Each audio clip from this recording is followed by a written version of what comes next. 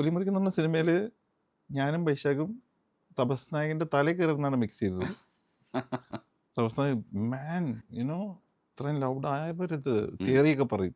ഞാൻ പറയും, ഞാനും വൈശാഖും പറയും അതൊക്കെ നിങ്ങളുടെ തിയറി ഞങ്ങൾ കൊണ്ടുപോയി വെച്ചാൽ മതി, ഞങ്ങളുടെ തിയേറ്ററിൽ സൗണ്ട് കേട്ട് അവൻ ബോധം പോണം എന്നുള്ള രീതിയിലാണ് അതിനെ മിക്സ് ചെയ്തിരിക്കുന്നത്.